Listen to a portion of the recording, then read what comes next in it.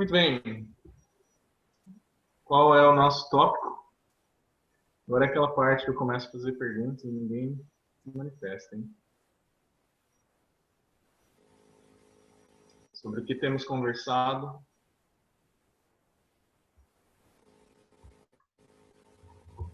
Qual é o nosso objetivo?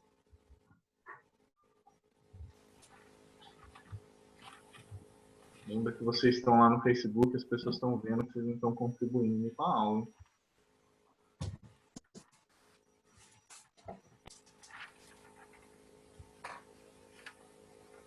Vamos lá. Qual é o nosso tópico?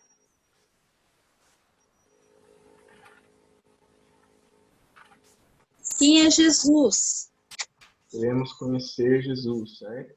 Isso. Muito bem, Débora. Queremos conhecer Jesus não só a partir dos evangelhos, a partir do Novo Testamento, mas queremos conhecer Jesus a vida inteira. Queremos ver quem Jesus é, queremos conhecer a personalidade dele, queremos conhecer as características dele.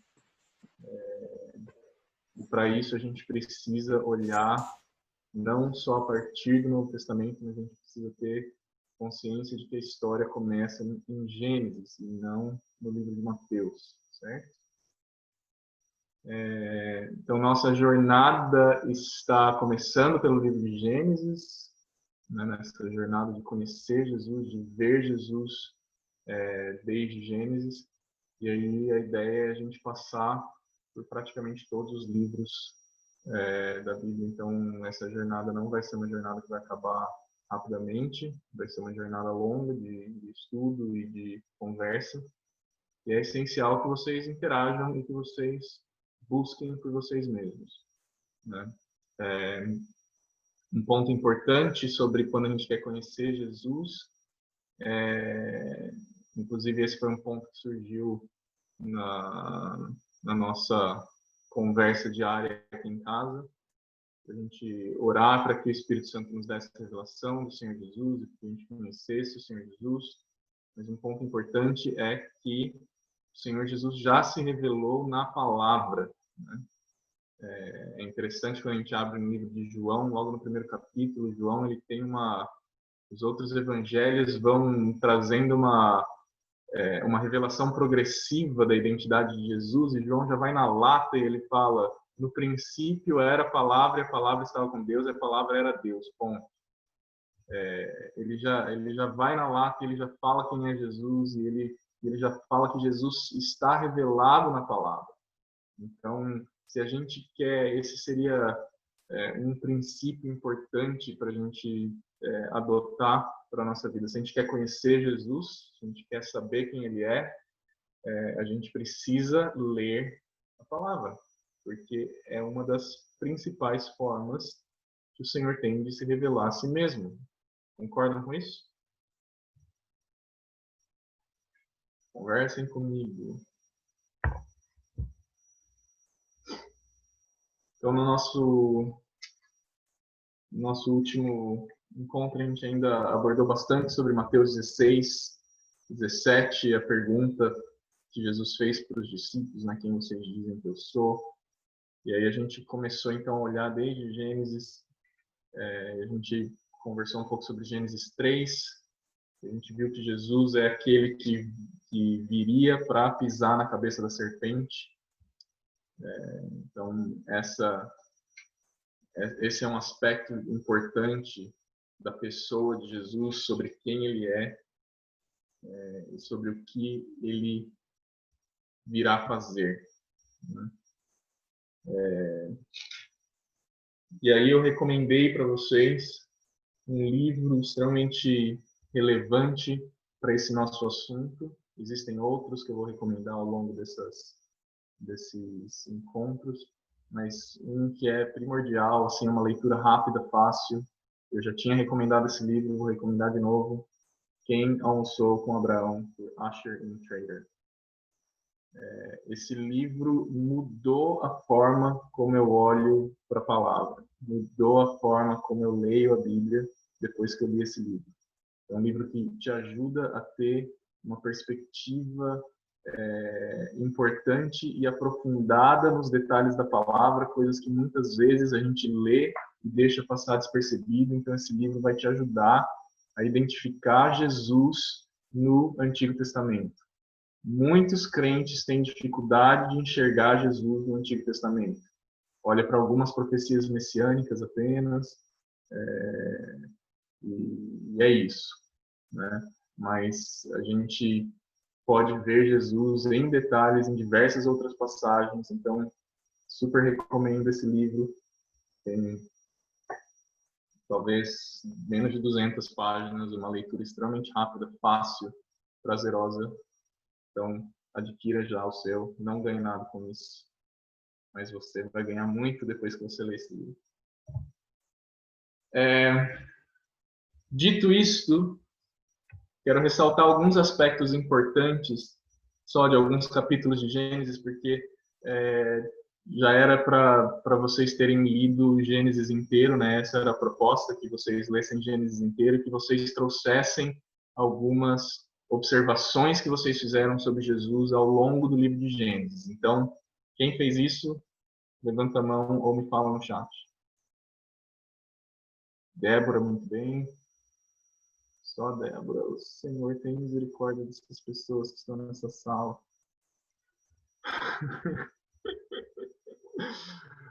Vamos lá então, Débora. Eu e você, você e eu. Muito bem. O que eu queria ressaltar, assim, que me chamou bastante a atenção, que, assim, Gênesis é um livro que a gente, toda vez que a gente começa a ler a Bíblia, a gente começa em todo Gênesis, a gente sempre lê mais, né? E aí, quando fala lá em Gênesis 49, que é a bênção, né, de Jacó, sobre os filhos de José, né, de Jacó, quando ele abençoar os 12 tribos, né, os 12 filhos, e aí ele fala para Judá, né, que Judá é um leão novo, né? Aí quando eu vi isso, eu falei, nossa, porque daí em Apocalipse 5:5 fala que Jesus é o leão da tribo de Judá. Uhum. Né? Uhum. Sem Sim. dúvida, sem dúvida. Assim, e quando ele abençoa, ele fala isso, que Judá é um leão, né? Uhum. E aí você vê que Jesus é o leão da tribo de Judá. Isso me chamou assim muita atenção, porque, como você falou, a gente lê, né, e passa batido por muita coisa, né? Eu nunca me atentei, nunca tinha, né, me atentado para isso. Aí foi né, algo assim que eu falei, olha, interessante. Um outro aspecto importante desse texto aí que você está citando, em Gênesis 49, se você continuar lendo o próximo versículo desse aí que você citou, vai falar que Gênesis 49, versículo 9. O versículo 10 fala então que o cetro não se afastará de Judá, nem o bastão de autoridade entre os seus pés, até que venha aquele a quem pertence. Quem é aquele a quem pertence o cetro de governo, de poder, de autoridade? E os povos obedecerão a ele. Então, a quem que Jacó está abençoando Judá, mas sobre quem ele está falando aqui? Sim. Né? Exatamente. Senão sobre Jesus. Sim. Muito, muito bem observado, Débora. Mais alguma observação? Não, da minha parte, que eu fiz assim que me chamou mais atenção, assim, que me surpreendeu, né? Uhum. Muito bem. Eu quero dar alguns outlines para vocês, alguns títulos, vamos dizer assim, que vocês poderiam colocar em alguns capítulos aí de Gênesis, só para a gente ver um pouco das características de Deus e, bom, depois a gente vai ver lá em João, por exemplo, João, nos primeiros capítulos, ele fala que Jesus é a revelação, é a exata expressão do Pai. Então, quando a gente vê algumas revelações de quem Deus é na Bíblia, a gente pode entender também que aquilo é uma característica de Jesus, porque ele é a exata expressão do Pai. Então, existem alguns aspectos importantes da gente a gente vê no início já de Gênesis. Então, em Gênesis 9, por exemplo, logo depois do dilúvio, o Senhor faz uma aliança com Noé. Então, essa seria a segunda aliança que o Senhor fez com o homem. Então, a aliança que ele faz com Noé não é uma aliança exclusivamente feita com o homem, mas é uma aliança feita com a terra. Ele fala, essa é a minha aliança entre eu e a terra. Então, envolve não só o homem, não só a humanidade, mas também a criação, aquilo que Deus havia criado. Então, a aliança que ele faz com Noé não é uma aliança só com o homem. Então, a gente vê que o compromisso do nosso Deus não é um compromisso só com o homem, mas é um compromisso também com a criação. Pois a gente vai ver no Novo Testamento, quando fala que a criação geme, né, pela manifestação dos filhos de Deus. Então, o compromisso de Deus é com a criação. E vocês vão ver a palavra aliança repetir inúmeras vezes. Eu não contei aqui, mas vamos contar rapidinho. 1, 2, 3, 4, 5, 6, 7. No mínimo 7 vezes o Senhor usa a palavra aliança em Gênesis 9. Então, isso mostra para nós que o nosso Deus é um Deus de aliança. Né? Aliança com a primeira aliança com Adão, depois a aliança com Noé. Isso vai mostrando para a gente que o nosso Deus é um Deus de aliança, é um Deus que gosta de aliança. Pois Gênesis 11, por exemplo, vai mostrar para nós que o nosso Deus é um Deus que gosta de unidade. Só que a unidade que o nosso Deus gosta é uma unidade nele, e não uma unidade centrada no homem. Então a gente vê em Gênesis 11 aquela história da Torre de Babel, e o Senhor viu que os homens haviam se unido, né? E aí essa unidade dos homens fez com que o Senhor descesse. Agora veja que interessante, no versículo 7 de Gênesis 11, o Senhor fala assim, vamos descer, né? Ele fala no plural. Gênesis 11, versículo 7. Vamos descer e confundir-lhes ali a linguagem, para que não entendam a língua um do outro. Assim, o Senhor, lembra que eu falei para vocês, toda vez que aparece a palavra Senhor, em letras maiúsculas, o que quer dizer?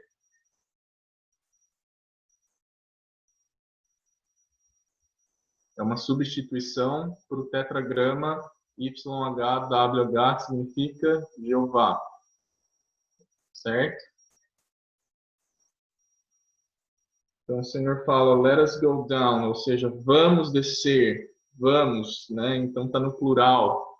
Ele não está falando com ele mesmo, eu vou descer. Então isso mostra ali para nós um Deus que não é só uma pessoa, né? Então ele fala, né, há relacionamento na divindade, né, entre a Trindade, e ele fala, vamos descer e vamos confundir as suas línguas. Então o Senhor espalhou essas pessoas. Por quê? Porque a unidade deles não estava em Deus. Então Deus é um Deus, nosso Deus é um Deus que ele é atraído pela unidade, ele gosta da unidade, só que a unidade sem Deus, que era o que estava acontecendo aqui, não é algo que agrada o Senhor. E por que a gente precisa ter isso em mente? Porque muitas vezes nós na igreja, a gente busca a unidade, mas a gente busca a unidade baseada nos interesses dos homens e não centrada na vontade de Deus, não buscando a unidade em Deus, mas a gente busca a unidade baseada nos nossos próprios interesses ou no interesse de uma comunidade, ou para que as igrejas unam forças e se tornem uma potência maior para lutar contra o Estado ou para disputar espaço, coisas assim. A gente tem que pensar que o Senhor é atraído pela unidade, ele gosta de unidade, ele é um Deus que ele é um, né? Então a gente vê que Deus é um Deus que é um, e sendo um, ele é um com quem? Ele é um com o Filho, ele é um com o Espírito. Então, ele é um Deus de unidade, só que essa unidade tem que ser em Deus. Aliás, um ponto extremamente importante que eu quero que vocês anotem está em Gênesis 2. E esse ponto eu acho que a gente não tinha falado ainda. A gente pulou para Gênesis 3 e passou esse ponto extremamente importante em Gênesis 2. Mas Gênesis 2 diz, no versículo 24: portanto, deixará o homem seu pai e sua mãe, e se unirá à sua mulher, e eles serão uma só carne. Por que isso é importante?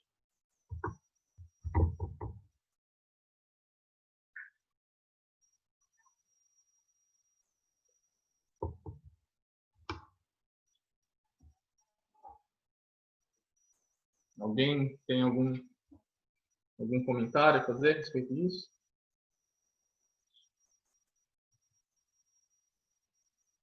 Portanto, deixará o homem seu pai e sua mãe, se unirá à sua mulher, e eles serão uma só carne. Por que esse versículo é tão importante? Essa palavra, uma só carne, no original do texto, ela significa, porque fala sobre unidade também, muito bem, Davi. Essa palavra, uma só carne, ela é a palavra no hebraico echad.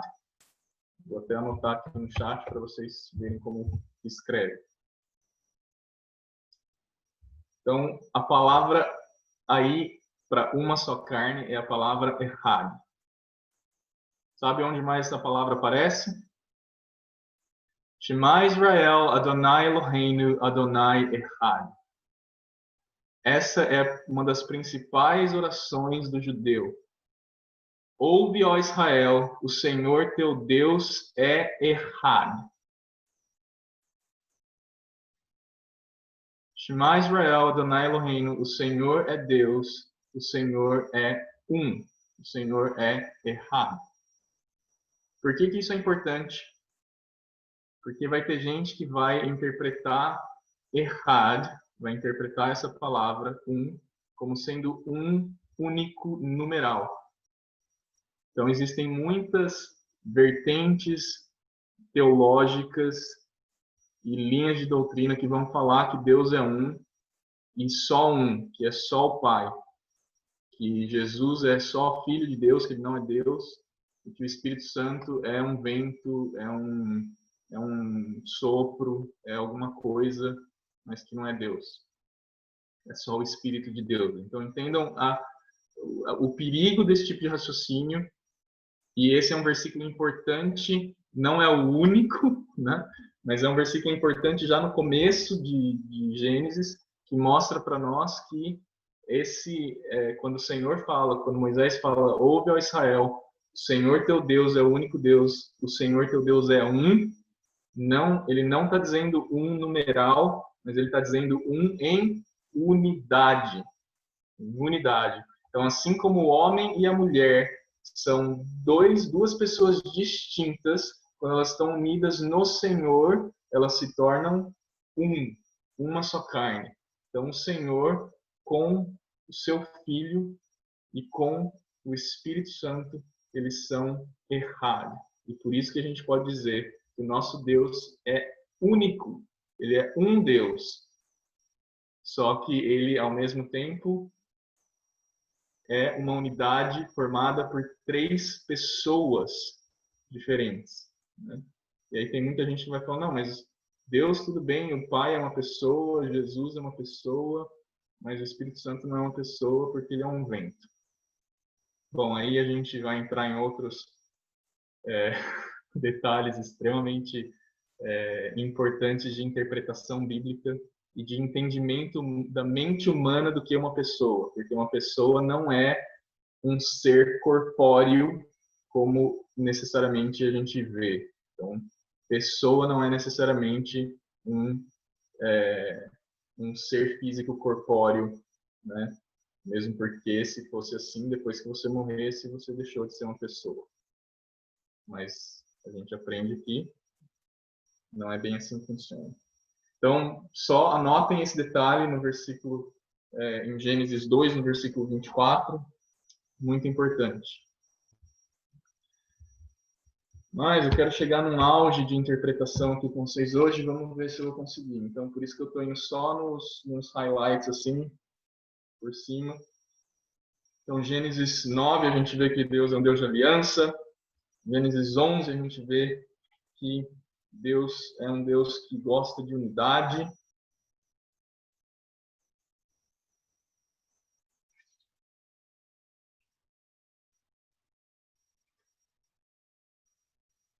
E aí, eu quero ir para onde começa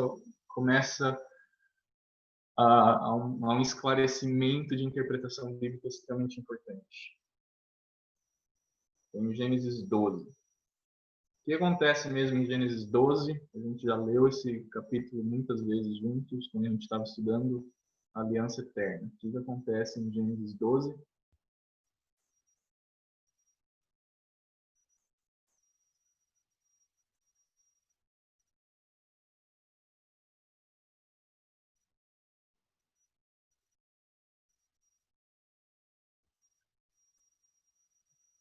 Porque é muito importante nós sabermos o que acontece em Gênesis 12. Gênesis 12 é um capítulo fundamental no livro de Gênesis. Por quê? Ele é como se fosse um ponto um turning point, um ponto de mudança.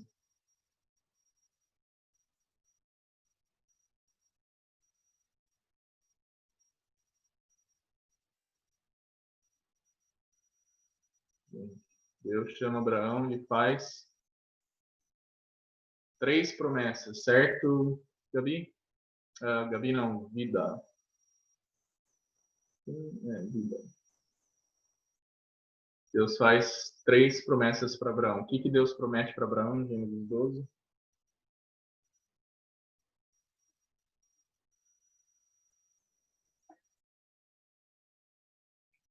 Que faz parte dessas 3 promessas?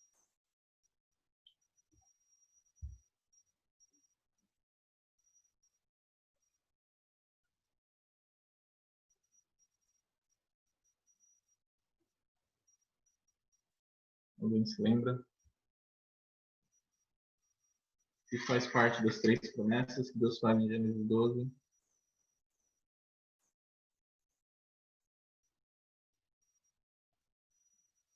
Muitos descendentes, isso é uma promessa. Então Deus prometeu um povo, né, Larissa? Deus prometeu para Abraão um povo. O que mais? Um povo que seria grande. Esse grande povo é grande. Esse grande povo é grande em número somente. A gente já estudou sobre isso.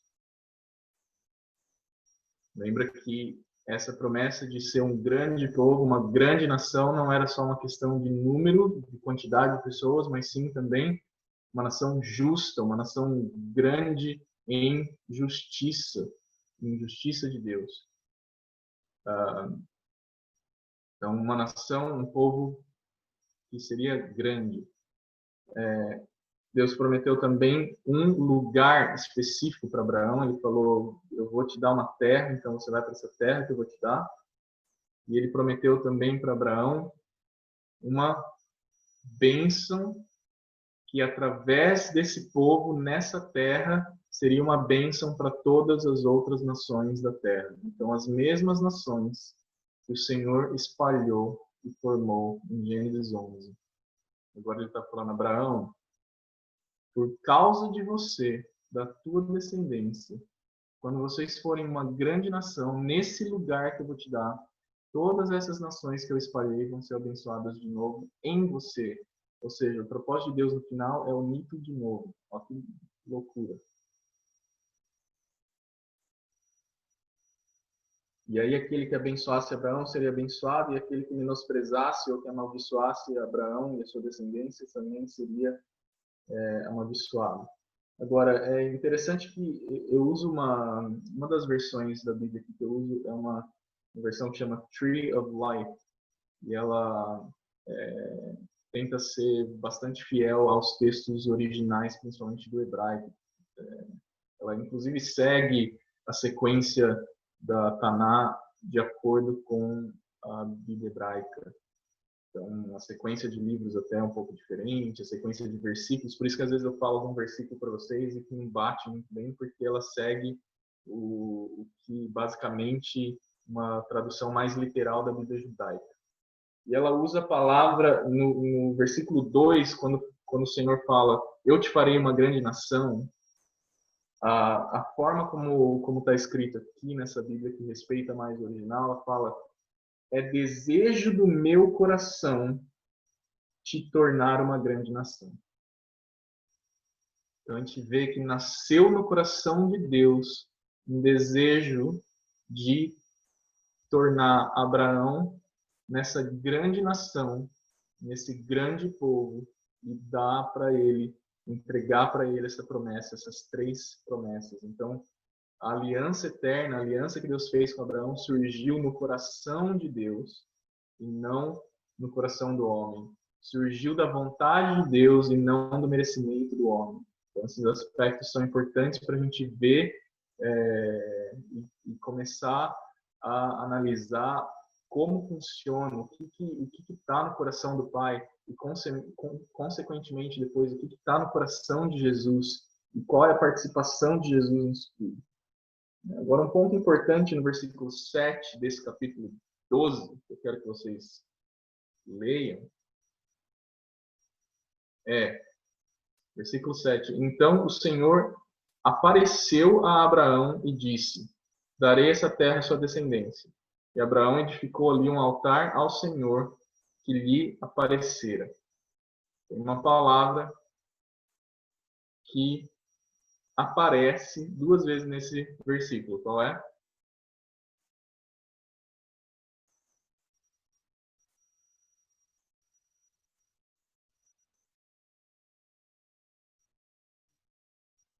palavra que está aí 2 vezes nesse versículo. Senhor em letra maiúscula, certo? Então não vamos confundir. Senhor em letras maiúsculas. E tem uma outra palavra que aparece aí 2 vezes. Qual é?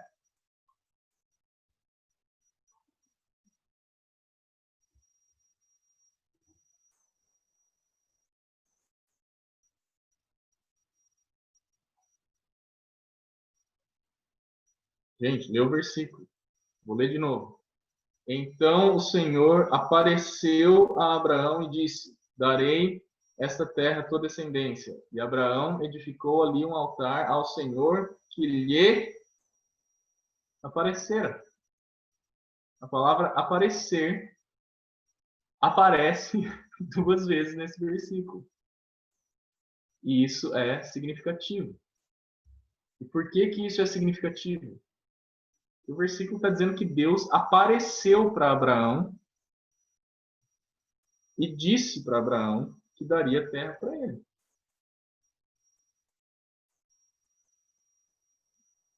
E o que vocês podem me dizer a respeito disso? O Senhor apareceu para Abraão. Se você consegue imaginar isso? O Senhor apareceu para Abraão? Como que isso pode ter acontecido?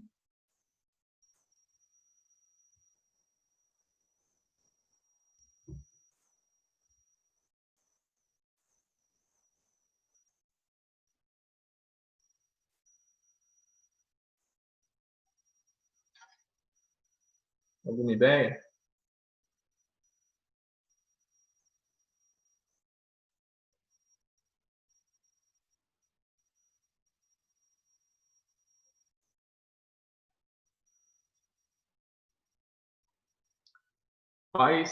Chama a atenção de vocês essa palavra ou só é uma coisa que acende um alerta só para mim?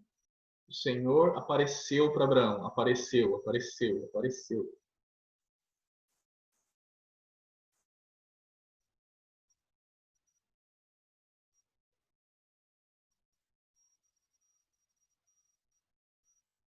O Paulo está dando bronca que vocês não estão interagindo. Ele está mandando só para mim aqui, mas a bronca é para vocês todos.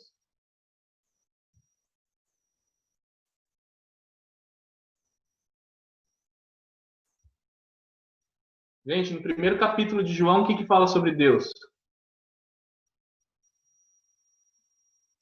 fala que ninguém jamais viu a Deus. Lembra-se disso? Primeiro capítulo de João fala que ninguém jamais viu Deus.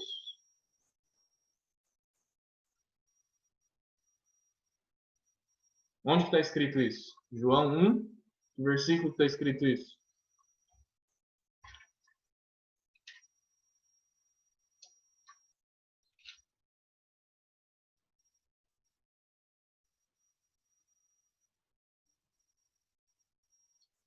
João 1,18. Ninguém jamais viu a Deus. Está escrito isso aí na Bíblia de vocês? Como que continua o versículo? Alguém pode ler? Ninguém jamais viu a Deus. Como que continua? Está no seio do Pai e quem o revelou. Ninguém jamais viu a Deus. O Deus unigênito que está no Pai é quem o revelou. Quem é esse Deus unigênito?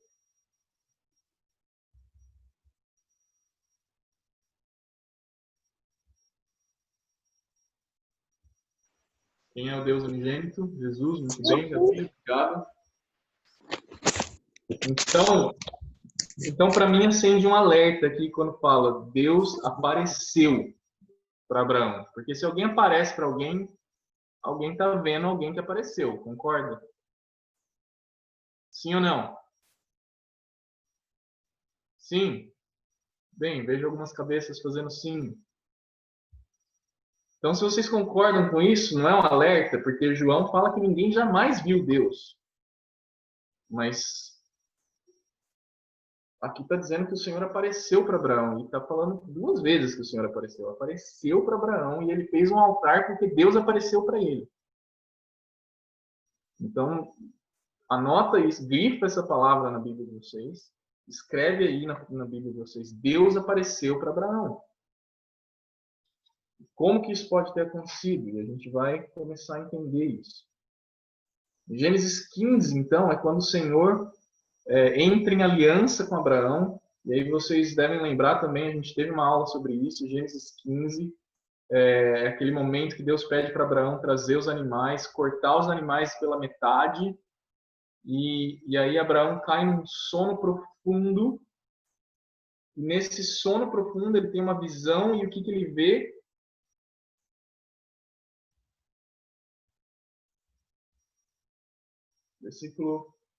Gênesis 15, versículo 12, provavelmente. Ao pôr do sol caiu um profundo sono sobre Abraão. Sobre ele vieram grande pavor e densas trevas. Então o Senhor, letras maiúsculas, quem é? Jeová. O Senhor disse a Abraão: sabe com certeza que a tua descendência será peregrina em terra alheia, será reduzida à escravidão, oprimida por 400 anos. Aqui o Senhor já deu para ele o que ia acontecer com Israel no Egito, lá na frente. E sabe também que julgarei a nação a qual ela terá de servir e depois sairá com muitos bens. Tu, porém, irás em paz a teus pais, serás sepultado em boa velhice, na quarta geração. Versículo 17. Quando o sol já havia se posto e já estava escuro, surgiu um fogo fumegante e uma tocha de fogo que passaram entre aquelas metades. E naquele mesmo dia, o Senhor, letras maiúsculas, e naquele mesmo dia, Deus, Jeová, Yahvé, usa a pronúncia que você souber, fez uma aliança com Abraão. Deus é um Deus de aliança. E aí ele dá as determinações da localização geográfica dessa terra que ele prometeu a Abraão, inclusive.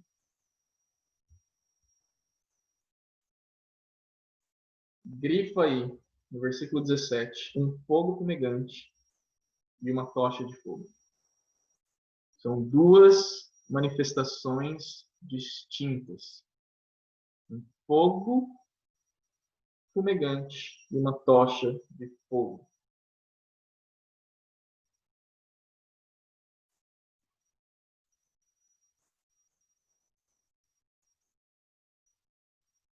Em algumas Bíblias vai falar que era uma fumaça fumegante.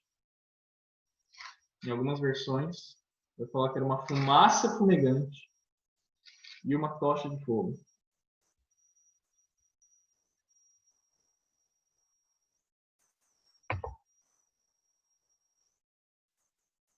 Mas enfim, o fogo fumegante também vale, porque é o fogo com fumaça.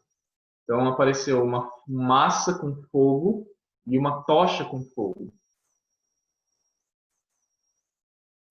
Quando Deus tirou o povo do Egito, vocês se lembram quais eram as duas manifestações de Deus no meio do fogo? Era uma coluna de...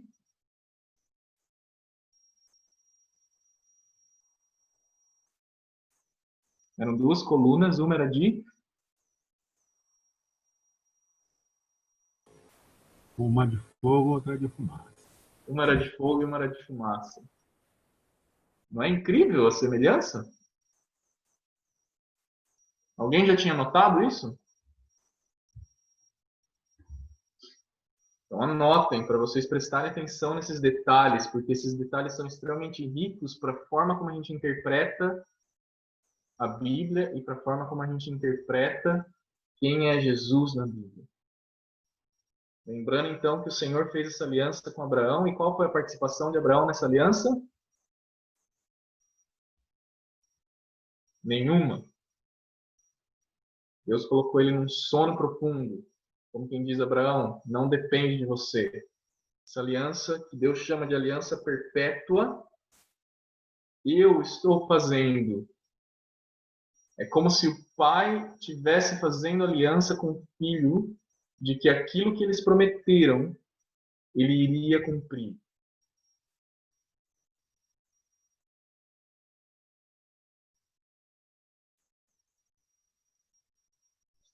Muito bem.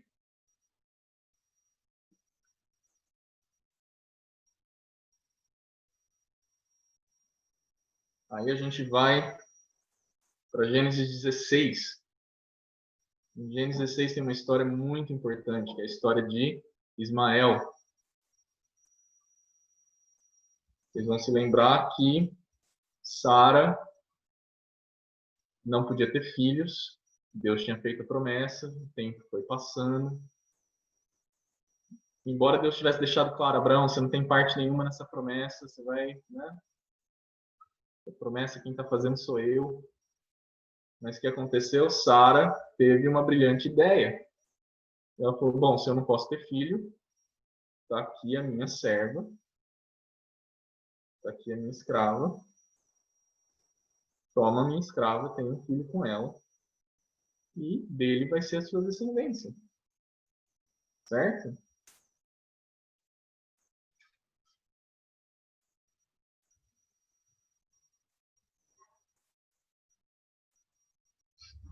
E o que acontece daí?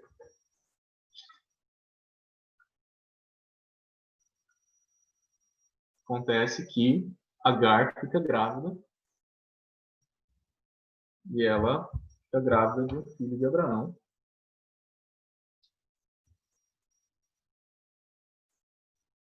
E aí, quando isso acontece, como que Sara fica na história? Feliz, né? Fica feliz, fica contente. Fica uma esposa realizada.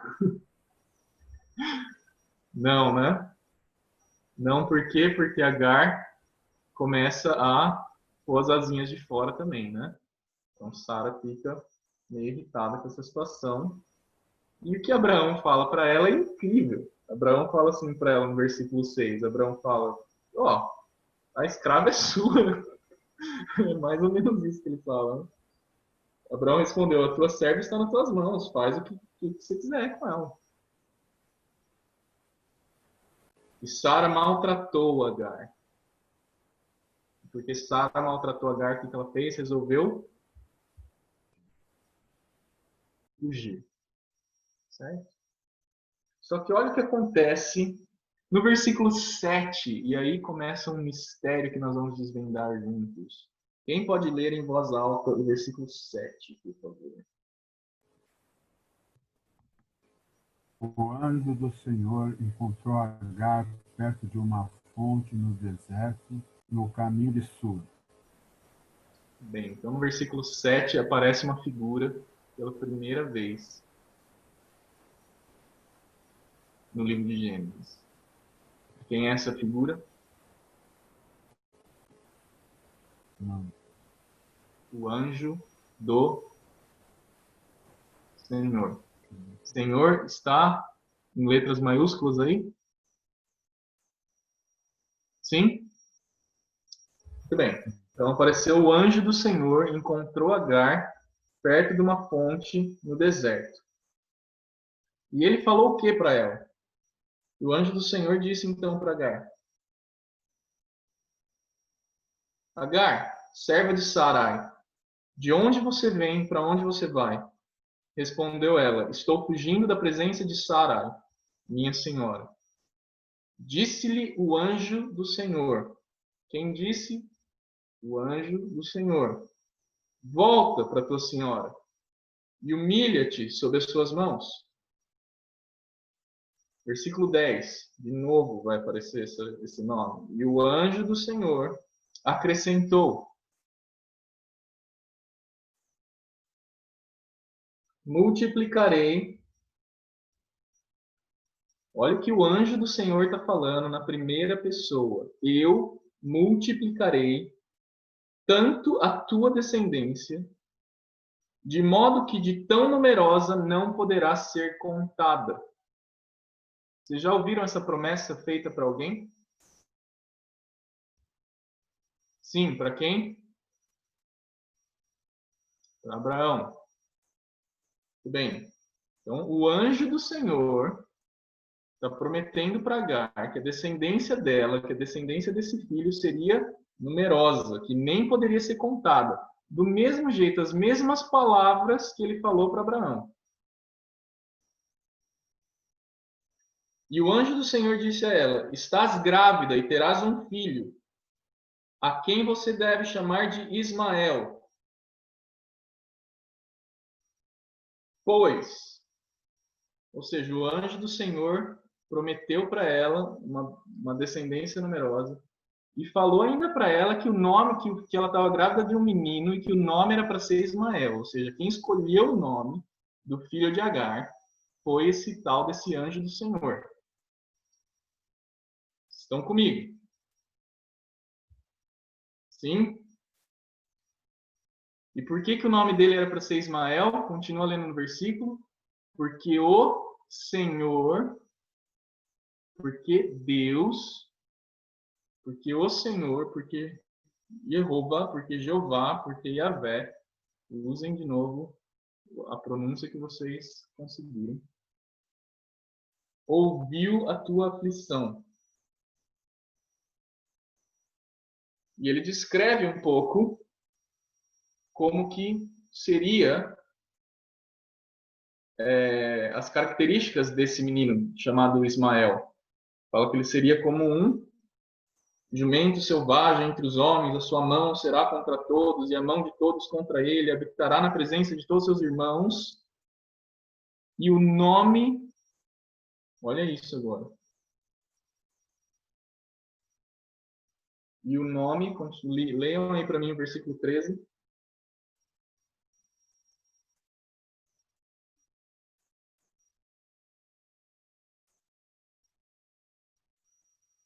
Quem que vai ler versículo 13, Gênesis 16?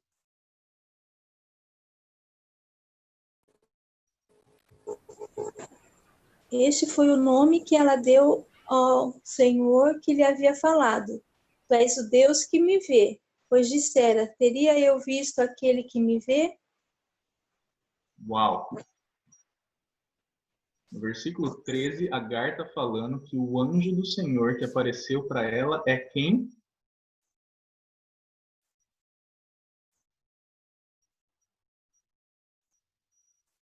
Vocês perceberam isso?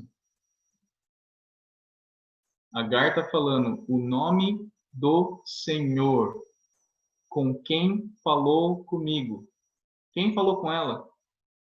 O anjo do Senhor, o anjo do Senhor, o anjo do Senhor. Como que ela chama esse anjo do Senhor no versículo 13? O nome do Deus que falou comigo é El Roi, ou El Roi, que significa Deus me vê. Pergunta que não quer calar. Quem apareceu para Agar? Quem falou com ela que era para ela voltar para a casa de Sara? Quem abençoou e falou para ela que ela estava grávida de um filho e abençoou a descendência desse filho? Quem escolheu o nome de Ismael? E quem disse que ele seria uma grande nação, que seria contra todos e todos contra ele, etc, etc? Quem?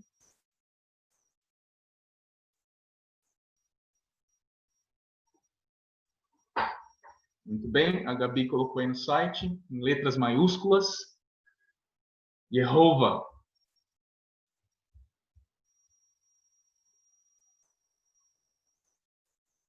Estão sentindo o peso dessa palavra?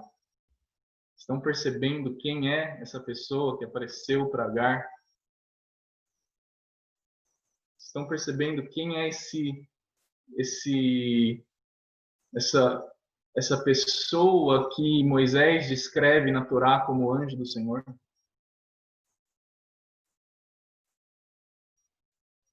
A mesma pessoa que nos versículos 7,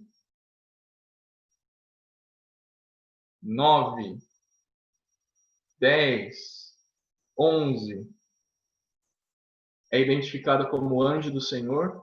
No versículo 13, ela é identificada como o próprio Senhor, como o próprio Deus. Quem é esse Deus que apareceu para Agar? Jesus. Muito bem, Débora. Esse anjo do Senhor, que é o próprio Deus que apareceu para Agar, é Jesus. E quando a gente tem esse entendimento, quando a gente vê isso na palavra, a gente aprende a ler o texto e a interpretar o que o texto está dizendo, vocês vão ver quantas vezes aparece esse anjo do Senhor na Bíblia. Em quantas ocasiões. E o quanto esse anjo do Senhor revela sobre a personalidade de Jesus, sobre quem ele é, sobre como ele é, sobre o coração dele. E vejam uma coisa importante. A gente muitas vezes olha e ouve esse nome Ismael com um certo preconceito e fala, não, são inimigos de Israel, são inimigos do povo judeu, nós não gostamos dele. Percebam que Jesus disse para Agar que ele abençoaria Ismael e que Ismael seria uma grande nação.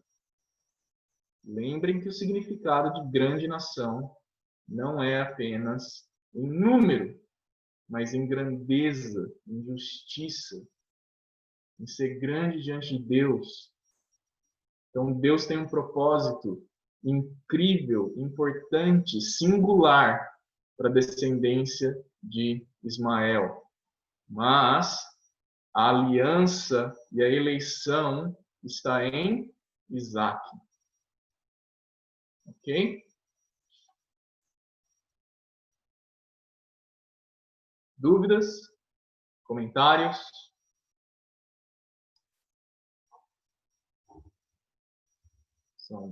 Falta 1 minuto para as 8, então fica aberto para perguntas, comentários, dúvidas. Se vocês não tiverem, aí eu começo fazendo as minhas perguntas.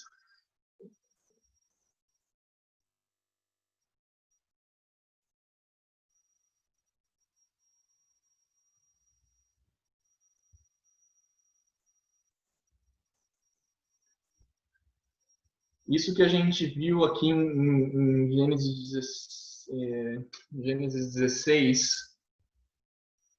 é novidade para alguns de vocês, ou vocês todos já tinham esse entendimento, esse conhecimento de quem era essa figura, de quem é esse anjo do Senhor que aparece, e a gente vai ver que ele aparece muitas outras vezes no Antigo Testamento. Para a Gabi é algo novo. Débora, como que... Não, eu já, assim, já tinha aprendido, né, sobre isso, que toda vez que aparece, né, o anjo do Senhor está se referindo a Jesus. Eu já tinha estudado um pouquinho sobre isso, né? Muito bem. Vida está aprendendo isso agora também. Bem. Pai, você já sabia disso aí, né?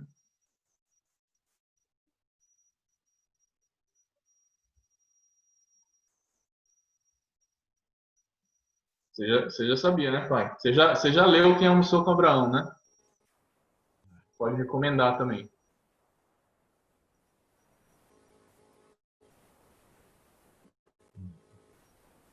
Muito bem. Então, para o nosso próximo encontro, Gabi colocou aqui, não sei se vocês estão lendo os comentários, estou surpresa, mas maravilhada em saber quanto Jesus foi e ainda é presente na nossa vida e na história. É incrível mesmo, e quanto mais a gente lê a palavra, Gabi, mais a gente fica admirado, mais a gente fica nesse estado de êxtase, de, de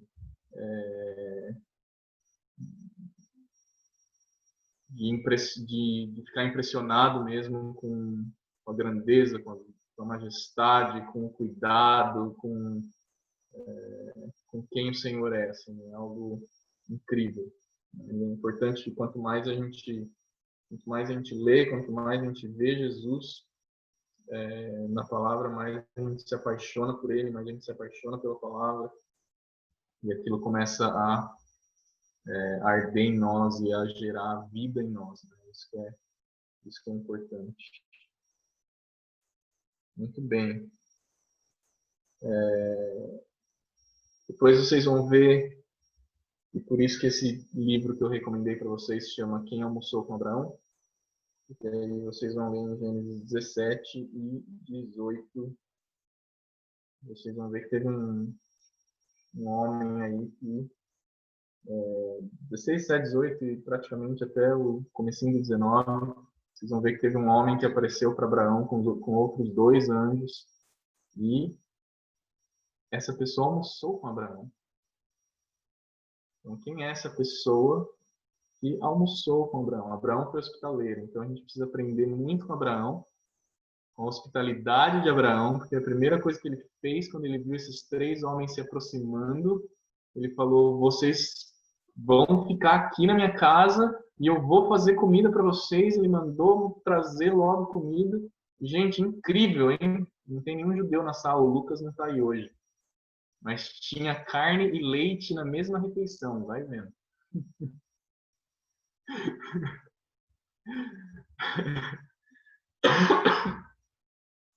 Então, façam essa leitura de Gênesis 17 e 18. Se vocês não concluíram, né, só a Débora aí, ó, foi até lá Gênesis 50. Débora leu 50 capítulos de Gênesis. É incrível o cuidado do Senhor, a história que vai se desenrolando. E é importante assim a gente ir anotando características no desenrolar dessa história. Assim. Então, né, em Gênesis 2, o Senhor é um. O Senhor é um em unidade, Ele gosta de unidade, Ele é um com o Filho, Ele é um com o Espírito. A gente vê que Deus prometeu para Eva que a semente dela ia pisar na cabeça da serpente. Então, Jesus é essa semente que um dia vai pisar a cabeça da serpente, vai esmagar a cabeça da serpente de uma vez por todas. A gente vê que que o Senhor é um Deus de aliança, Ele renovou uma aliança com Noé. Ele se arrependeu, veja, Ele se arrependeu de de ter criado o homem, né? É o único, aliás, é o único versículo na Bíblia que fala literalmente que o Senhor se arrependeu de ter feito o homem. Isso está em Gênesis 6. Isso também é um ponto importante para a gente ver. Né? Porque às vezes a gente só fala do amor de Deus e a gente esquece de olhar para a ira de Deus, né? Para a ira santa de Deus, porque Deus é um Deus santo. Né? Então, A gente estava conversando sobre isso, né? Que a gente quer ver Deus, mas será que a gente consegue ver Deus na nossa circunstância, né? Na forma como a gente vive hoje, a gente consegue ver Deus? Ou a gente vive uma vida no Espírito, uma vida em Jesus que nos capacita a ver Deus sem sermos consumidos pela santidade, pela glória, pela justiça de Deus? Porque é somente pela obra da cruz e pelo Espírito que vive em nós que nós podemos nos achegar a Deus. Senão seríamos consumidos na presença de Deus. E consumidos aqui não é uma coisa boa, né? Como a gente às vezes canta, né? A gente quer ser consumido e tal, né? Nesse caso é uma questão de juízo, né? De condenação. Então, a gente vê que o Senhor fala que o Senhor se arrependeu de ter feito o homem. Ele decide tirar o espírito dele do homem. Né? O versículo 3 fala, né? O meu espírito não vai permanecer no homem para sempre. Ele se arrepende de ter feito o homem, mas depois a gente vê ele fazendo uma aliança com Noé. Então ele é um Deus de aliança. Ele é um Deus que ama aquilo que ele criou. Quando a palavra fala que Deus viu que era bom, né, ele ama aquilo que ele criou. Quando João 3,16 fala, porque Deus amou o mundo de tal maneira que deu seu único filho, Deus amou o mundo de tal maneira. Não fala Deus amou o homem de tal maneira. Deus amou o mundo, Deus amou o cosmos, amou a criação, amou aquilo que ele fez de tal maneira que ele deu o seu Filho unigênito para que todo aquele que nele crê não pereça, mas tenha vida eterna. E através da plenitude do homem, através do homem ser renovado e restaurado, é que toda a criação vai florescer de novo para Deus, e Deus vai restaurar o Éden na Terra. Então, a gente vê essa ligação de Deus com a criação ali em Gênesis 9, na aliança que ele faz com Noé, e ele fala que a aliança é entre ele e a terra, não é só entre ele e o homem. Né? Então, são pontos importantes, assim, que às vezes a gente, numa leitura, passa despercebido ou não dá atenção devida. Então, a minha recomendação é que, conforme vocês forem lendo, vocês anotem essas coisas.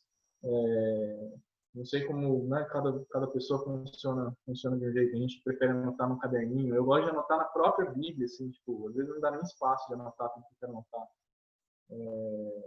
Mas anota, grifa, marca, para você lembrar daquilo, para você voltar naquilo com frequência e refletir e buscar conhecer mais, saber mais. Então, essa é a minha recomendação para vocês.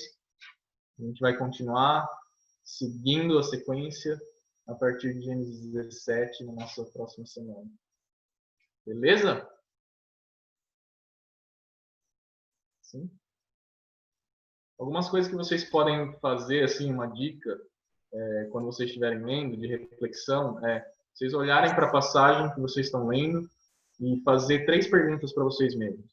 Então, uma pergunta seria: o que eu, depois de ter lido isso, o que eu aprendi sobre Deus? O que eu aprendi sobre Jesus?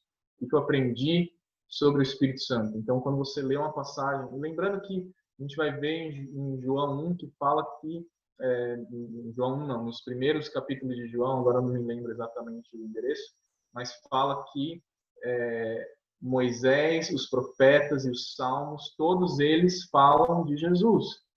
Então, quando a gente está lendo a lei, quando a gente está lendo os profetas, quando a gente está lendo os salmos, o que eles estão falando sobre Jesus? O que a gente aprendeu naquele texto sobre Jesus?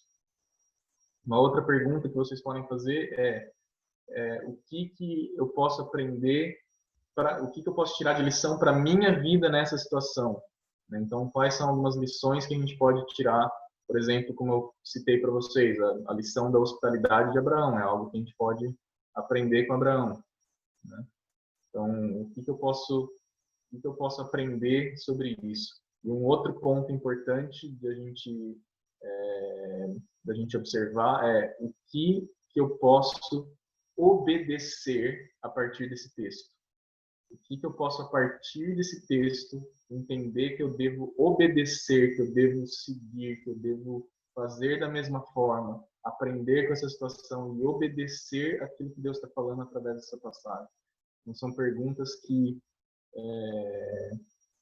a gente pode se fazer sempre que a gente estiver lendo a Bíblia.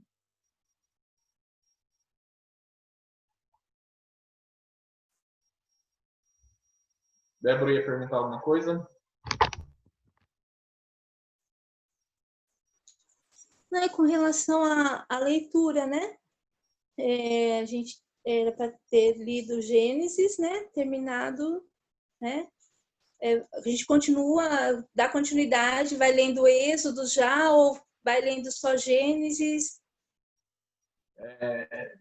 Você viu que só você leu, né, Débora? Ó, tá ao vivo aí, o pessoal tá sabendo. Pelo menos só a Débora disse que leu. Então, vamos dar um pouco mais de tempo para o pessoal conseguir terminar de ler Gênesis também. Mas a ideia, Débora, é vocês vocês estarem mais adiantados do que o que a gente consegue abordar em aula. Então, se você quiser dar continuidade em Êxodo, mas se você achar que com essas coisas, porque às vezes o que acontecia comigo muitas vezes, eu ouvia alguma coisa, algum estudo, alguma coisa assim, eu falava, bom, mas isso é um ponto que se eu ler de novo, eu vou observar coisas diferentes. Então, eu lia novamente com aquela perspectiva em mente para observar essas coisas que talvez tivessem passado despercebido numa primeira leitura. Então, você pode ou fazer isso ou dar sequência na leitura de Êxodo. A gente vai fazer um pouco disso, assim, tipo, a minha ideia é que a gente consiga enxergar aspectos importantes, mas principalmente esses textos que falam explicitamente sobre Jesus e que muitas vezes a gente passou despercebido por esses textos, passou sem prestar atenção. Nossa, esse anjo do Senhor que apareceu aqui, depois no versículo mais para frente está falando que ele é Deus? Que história é essa? Então, principalmente esses textos eu quero dar atenção com vocês. Tá? Então a gente vai olhar dessa forma, primeiramente nos 5 livros da Torá, depois a gente vê como que a gente vai fazer nos profetas. Mas se você quiser dar sequência, então, manda bala. O que acontece é que possivelmente vocês vão estar mais adiantados na leitura. Era para ser, né? Embora tenha gente aí que nem leu Gênesis 12 ainda. Mas era para vocês estarem mais adiantados na leitura, para a gente poder sempre fazer essa recapitulação e vocês também trazerem aspectos importantes das suas anotações, das suas reflexões, daquilo que o Senhor tem falado com vocês através da leitura, aquilo que o Senhor tem revelado para vocês. Às vezes coisas que vocês aprenderam e que não faz sentido, e que depois que você leu você fala, nossa, mas eu aprendi isso, mas não parece que isso encaixa aqui. E aí a gente vai fazendo essa leitura mais dinâmica, assim, mais juntos. Então, você vê que hoje, por exemplo, a gente abordou desde Gênesis 3, ali, Gênesis 2 até 17 em 1 hora. Então, a ideia é a gente fazer essa visão mais panorâmica, mas indo mais a fundo assim nesses textos que citam explicitamente, que mostram explicitamente Jesus, né, para que vocês observem esses textos que na maioria das vezes a gente lê sem observar. No caso, sim, que nem se a gente estava falando antes da gente começar, né, a transmissão, falando de fazer um texto, né, um resumo do que foi falado. Nem você ministra para a gente, você tem um resumo disso, você tem uma apostila, alguma coisa assim, como que esse material, assim? Débora, sinceramente, eu não tenho isso. Se eu tivesse, eu estaria disponibilizando isso para o Paulo publicar aí para vocês. O que eu tenho são as minhas anotações na própria Bíblia. Então, talvez seria algo interessante de eu transformar em não, porque assim, né, às vezes é um pouquinho complicado a gente anotar, prestar atenção no que está falando, acompanhar a leitura, aí tem hora que a gente dá umas perdidas, né? Esse material a Larissa ela vai redigir pós as aulas. A gente não tem como prever antes das aulas, porque daí é como o Vitor falou, é o material dele de uso, de estudo pessoal, entendeu? E tem coisas que talvez não esteja nem anotada que vai acontecendo durante a aula. Então a própria Larissa ela vai fazer assim só por tópicos, algo bem simples, e ela vai marcar os versos, que daí obviamente vocês têm a aula. Então vocês podem depois voltar no YouTube lá na página, assistir a aula e ir recapitulando. É uma das vantagens que tem para vocês poderem ter de estudo não somente na terça, mas durante a semana. Uhum. Sim. Mas quem sabe, se vocês orarem por mim, Senhor dê graça, eu consigo começar a estruturar melhor essas aulas. Assim. Mas, sinceramente, hoje, por exemplo, tudo que a gente comentou, eu não tenho anotação nenhuma, não tenho papel nenhum na minha frente. O que eu tenho é a Bíblia com os meus grifos, com as minhas anotações na Bíblia. Então, é isso que vai me orientando, vamos dizer, na sequência do que eu estou tratando com vocês. Então, mas ora por mim, Débora, para que o Senhor derrame porção dobrada de graça, sabedoria, para eu poder estruturar isso. O problema não é orar para estruturar isso, o problema é que daí você vai querer fazer muito bem estruturado, você vai querer fazer mais ou menos uma apostila disso, quando é só para colocar os versículos. Se eu bem conheço você. Mas deixa a gente ver essa semana, próxima semana, como é que rola essa questão do esboço, que daí ela faz. Nós recebemos, assim, as nossas mentorias, os treinamentos que a gente tem da igreja. Geralmente eles fazem o vídeo, 2, 3 dias depois, chega no nosso e-mail, assim, topicado, só assim, o que foi falado, só para a gente poder ter uma... Então é bacana. Tá bom? E esses headlines, como fala isso em português? Né? Breslines. Eu Esses sei. títulos ou temas, vamos dizer assim, é uma coisa que eu estou aprendendo a fazer